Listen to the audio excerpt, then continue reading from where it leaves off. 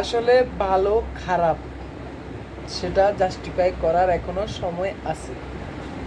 আর যে চ্যানেলটা নিয়ে রিপন মিয়ার অভিযোগ ছিল হয়তো বা উনি পোস্টের নাম উল্লেখ করে নাই, কিন্তু এখন ওই এনটিভি চ্যানেল, মেবি এনটিভি হবে, ওই এনটিভি চ্যানেল এখন কিন্তু ওনারা তার পরিবার নিয়ে অবশ্যই ভিডিও পোস্ট করেছে। যাই হোক, সে কিছু কথা অস্বীকার করছে, তার বাবা মা কিছু কথা অস্বীকার করছে। তো আমরা যেহেতু এরকম ঘটনা আরও অনেক হয়েছে, এটা তো আর মিথ্যা হতেও পারে না, বা এটার সত্যটা কতটুকু আমরা আসলে এটা জানতে চাই।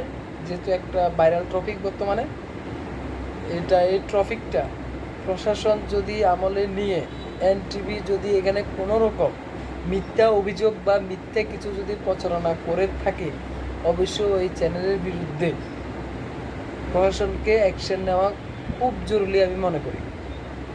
যাই হোক, এতটুকু।